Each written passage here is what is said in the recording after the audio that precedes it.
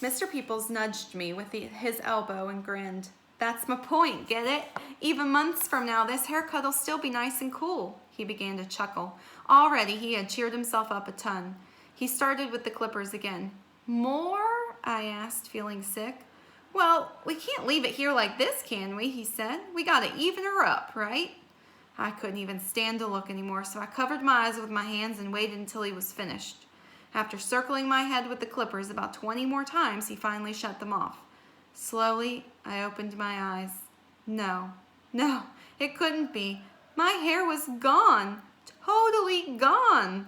I looked at my hard-boiled egg with a face. Well, Mr. Peoples dusted the hair off my neck and said, well, what do you think? I could barely speak.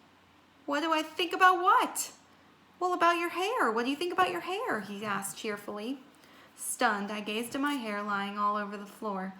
Well, I think it looked better on my head. That's what I think.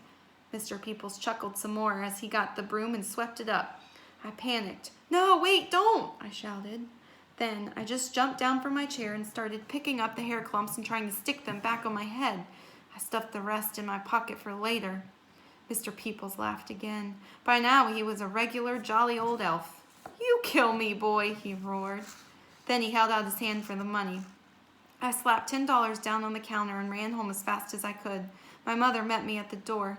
Look what that man did to me, I yelled, pointing at my head. He's insane, I tell you, insane. My mom covered her mouth with her hand. It was clear that she was trying not to laugh in my face. The good thing about hair is that it always grows back, she managed to say. Yeah, well, that might be a good thing about hair, Mother, I snapped. But exactly what is the good thing about no hair? Finally, my mother started to lose it and hurried out of the room. No, don't go, I need your help, I called. A minute later, she was back wearing sunglasses. I apologize, she said, but the glare coming off your head was blinding. And she said it with a straight face. Not funny, Mom, I blurted. Not funny. That's when I remembered it. My baseball cap. I had to find my baseball cap.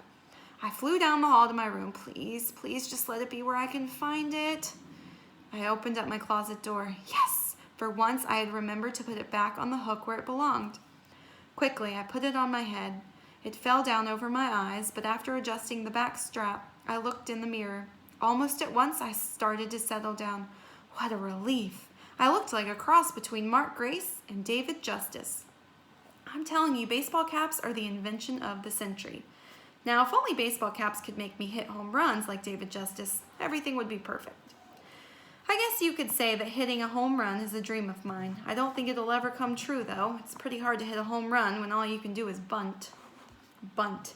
I've always thought that was such a stupid word. The first time I heard it, I was only about 7. This kid on my baseball team was on his way up to bat, and before he left the bench, he turned around and said to me, I think I'm gonna bunt. At first, I had no idea what he was talking about, but whatever it was, it didn't sound good. I sat there trying to figure it out. And then, out of nowhere, it clicked. Bunt? Wait a second. I bet it's another word for puke. Oh no, that poor kid's sick and no one knows it but me. Quickly, I got off the bench and ran over to the coach. Coach, I think Danny Petrillo, I think he's going to be bunting any minute, I said frantically. The coach nodded calmly. That's okay, Alex. Don't worry about it. I told him to bunt. Okay, now I was really confused. Why in the world would a coach tell one of his players to hurl? Was this some kind of strange baseball rule that I hadn't heard of? Were you allowed to throw up and then run to first? Was he hoping to catch the other team off guard or something? Oh gosh, I hope he wouldn't tell me to bunt. I tugged on his shirt. Listen, Coach, I said, I don't think I could bunt even if I wanted to. I feel really good today. Plus, I haven't even eaten dinner yet. The coach looked at me kind of strange and told me to sit down. I went back to the bench and watched the kid at bat. When the ball came, he took his bat and he held it sideways in front of him. I figured he was just trying to get it out of the way so he wouldn't bunt on it. And since I was next at bat, I thought this was a very considerate thing to do. But instead of getting sick, the kid took the bat and tapped the ball toward third base. Then he ran as fast as he could and made it to first in plenty of time. Great, yelled the coach. Great bunt, Danny. I nudged the kid next to me. I didn't see it. I didn't see him bunt. Did it go in the grass? Where is it? Where's what? He asked. You know, the bunt. Where's the bunt? Weren't you watching? He asked. He bunted the ball down the third baseline and then he ran to first. Suddenly I knew what a bunt really was. Man, did I ever feel like an idiot. Thank goodness no one ever knew what I had been talking about. Anyway, from that day on, I started working on my bunting. It just seemed like the perfect skill for a kid my size. And now, after 4 years of practice, I'm probably one of the best bunters in the entire league.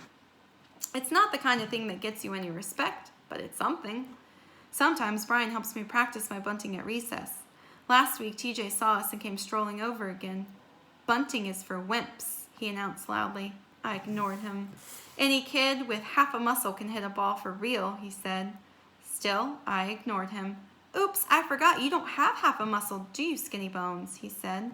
He grinned meanly. Hey, I just thought of something. Only runts bunt. Get it?